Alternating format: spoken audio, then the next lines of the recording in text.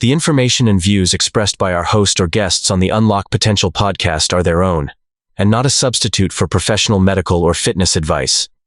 Always consult with qualified healthcare or fitness professionals before starting any new exercise program or making changes to your current routine. So we see that we used to be able to do 100, we built to 150, and now we've fallen all the way to 50. And that's a really tough place for us to get mentally and emotionally.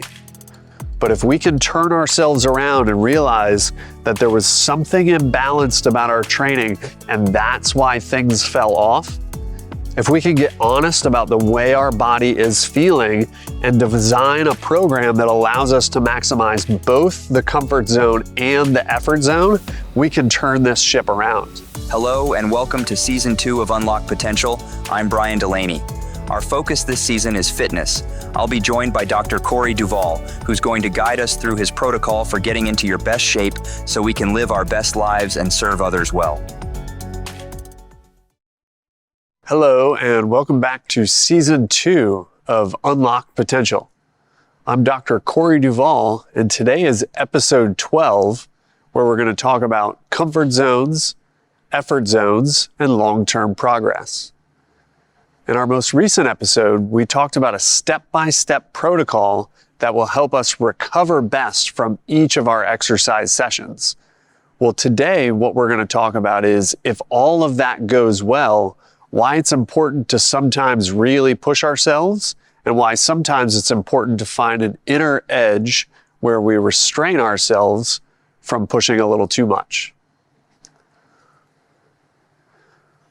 As we work our way through the board here, this is long-term development. I'm going to talk to you about what this is going to look like without numbers, and then what the numbers can actually mean. So we have two different ways of approaching this. This black line at the top is your absolute limit of what you can do. The red section is what we call the effort zone. This is when we have to put extra energy into our own resistance, whether that's fatigue, whether that's difficulty because the weight is heavy, or any other style of resistance that we start to feel. In the green is what is generally felt as comfortable. So what can we do and what can we accomplish in a way that still feels comfortable while we do it? It's generally easier to recover from something that was comfortable than it is to recover from something that took more effort and was uncomfortable. You can see this section here. If we do work at the edge of our comfort zone can increase. Now, sometimes we think, oh, we've got to push outside our comfort zone in order to make progress. And that's not absolutely true. When we push the inner edge of our comfort zone will increase. Now you'll see that our absolute limit has not yet increased. So we were capable of doing more and still being comfortable, but our absolute limit did not increase. Now, because more work is comfortable, we don't have to dig through as much discomfort to get to our absolute limit. And as such, we're able to push even farther and increase our absolute limit here. Now, sometimes people do a little bit of work, find their comfort zone increases, do that extra energy, effortful work, see their absolute limit increase, and then they get really excited. It's fun to see your absolute limit increase. It's not quite as clear when your comfort zone increases. And so when people get too excited about seeing that absolute progress, they stop paying attention to the comfort zone. And as they push to their absolute limit, they start to see what they consider to be a plateau. But if they compare what was comfortable previously, because they're not spending time within and at the edge of their comfort zone is decreasing. And so it's taking more and more work to match where they had gotten to. Then they'll start to see a fall off in their absolute ability because your body's capacity to push through that discomfort over and over dwindles. We often see this as motivational decrease. I just don't want to go to the gym.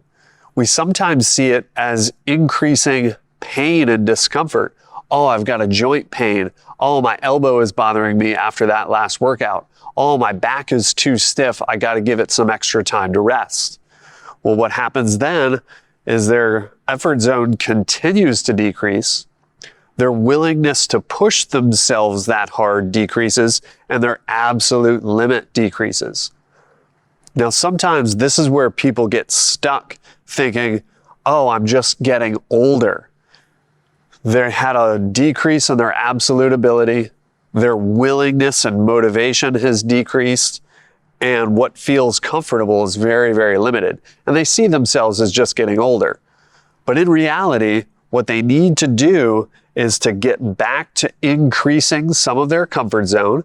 And as they work to increase their comfort zone, their willingness to push themselves outside that comfort zone increases as well.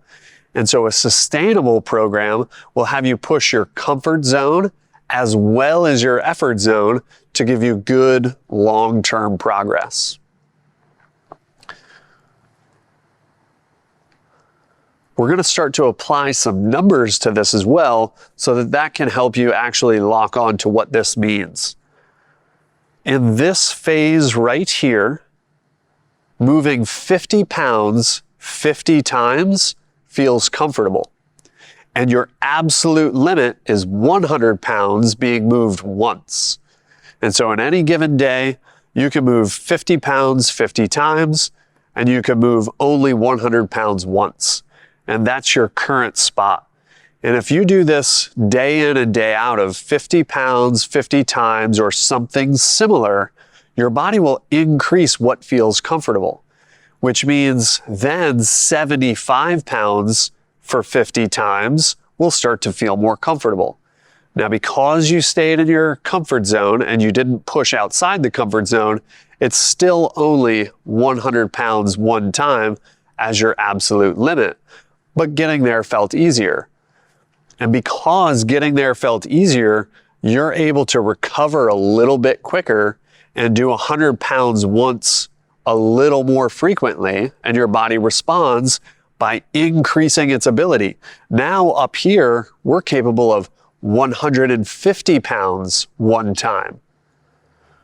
Now we've maintained 75 pounds 50 times as comfortable, but remember, we got excited about seeing the 100 go to 150, and we stopped paying attention to the comfort zone.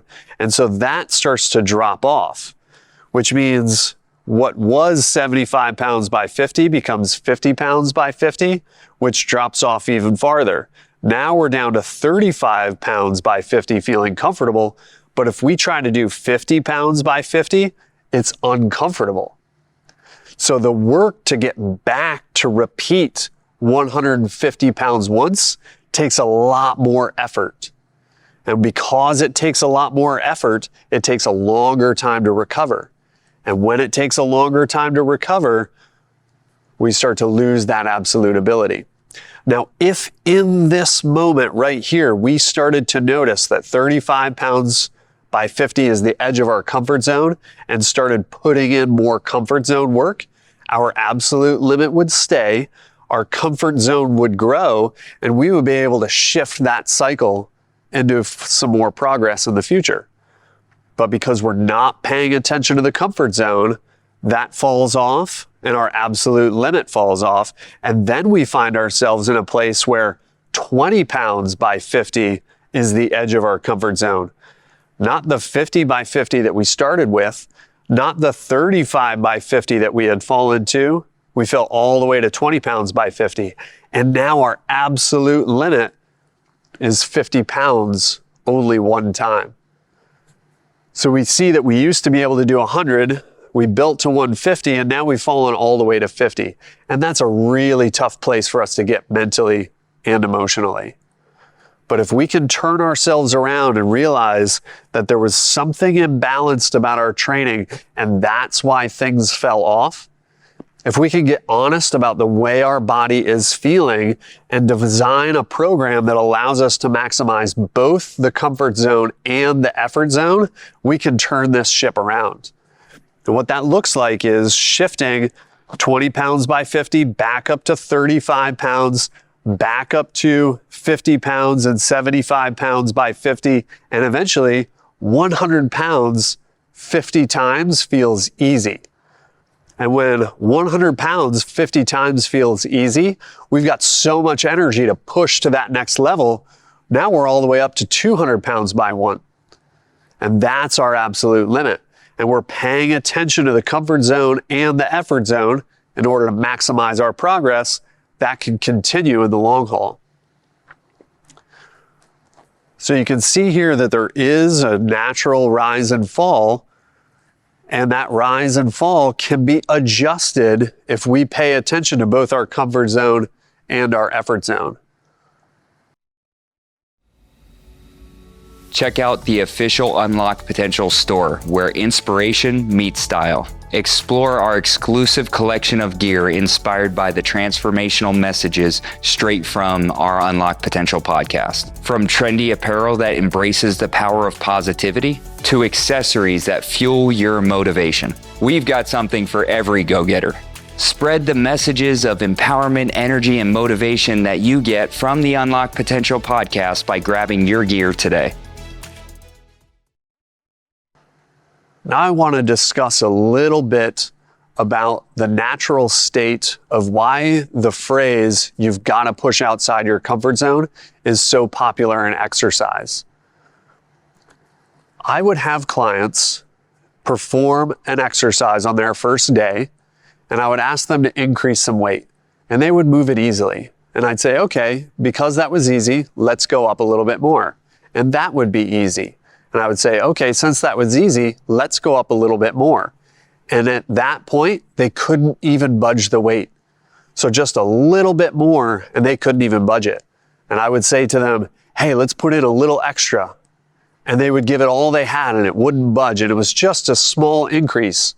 We would go back down in weight, and they could do rep after rep after rep. Well, these people have a sizable comfort zone, and just beyond their comfort zone, they have very little knowledge of how to push themselves in the effort zone. And so these clients respond best by doing more effort zone work for a while. And as they push their effort zone, their overall limit goes up. Now, I had other clients who would come in and I would say, hey, let's do this particular weight. And they would say, oh, that was tough. And I would say, okay, should we stop there? They say, no, I can do more if you need me to, just that felt tough. And we would add some weight. And they would say it felt tough, but they would accomplish it. And we would go up again, and they would say that felt tough, and they would accomplish it. And so on, they would push weight after weight. So much of the work they were doing felt tough, but they were capable of it. But very, very little weights were uncomfortable for them. This is the population where they can lift 400 pounds in the gym, but one day they bend over awkwardly to grab a pen and they feel a sudden strain in their back. They've got a very, very little comfort zone and a huge capacity in their effort zone. These clients respond best to doing a lot of comfort zone work to grow their comfort zone, and then only occasionally push to those absolute limits so they can keep that capacity for 400 pounds when they need it, but then raise what they can do comfortably so that it's not so tough to maintain that over time. You can see in these two examples that not everybody's training plan should be the same.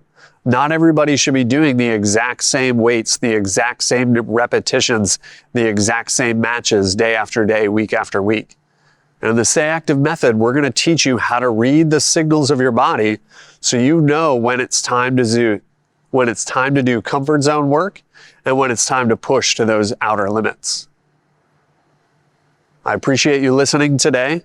I hope this was a quick, comfortable, and obvious explanation of when to push ourselves and when not to. Be sure to like this video and subscribe to the channel to get notifications about future episodes. Follow this up with a deeper dive in our Patreon account where Brian hops in and gives us his reaction as well as any other topics that flow from here. And tune in to the next week's episode where we're going to talk about the natural rise and fall of daily cycles, monthly cycles, quarterly cycles, and yearly cycles so that we can measure our long-term progress appropriately. Join us on Patreon for an exclusive discussion with Corey about the content in this episode. Here's a sneak peek. Andrew Huberman talks about rising testosterone levels as making uncomfortable work inspiring. When your testosterone levels are up, you want to take on uncomfortable work. It's uncomfortable and you love doing it. And so like there's this second tier of like, yeah, I'll take on that burden. And that's a totally natural thing. Take on that extra oomph, that extra effort, be really uncomfortable. Now, when we're doing stamina work, we want to stay within and at the edge of that comfort zone. And then when we take on strength work, we want to get uncomfortable and we really want to drive up in that direction. Really push towards those outer limits. And so that's our effort zone. So when testosterone levels come up and you want to take on that uncomfortable work, strength work is the time to do that. You'll be able to blast yourself. When you do that at heavier weights and higher intensities, it supports more and more testosterone production. So you feel good pushing yourself. You do it at heavier weights, faster speeds, but shorter durations. And you get this rising testosterone level without really amplifying the stress hormone. If you feel good and you want to take on that uncomfortable work and you do that in stamina at lighter weights and longer periods of time, and you make that stuff uncomfortable, what ends up happening is you create more stress hormone and you break down your tissues more. And because the weights are less and the intensities are lower, you don't get that same boost in testosterone. So what you felt as a rise in testosterone, you wasted on lighter weights and longer durations. And when you waste it on lighter weights and longer durations, it drops back down. But if you feel it rise and you can restrain yourself in the stamina work and then really push in the strength work, you're going to maintain that for the long term. Thank you for joining us for this episode of Unlock Potential. For exclusive content, make sure to subscribe to our Patreon. Follow us across all socials at @TheBrianDelaney and visit our website at thebriandelaney.com to shop our gear and see what's coming up next.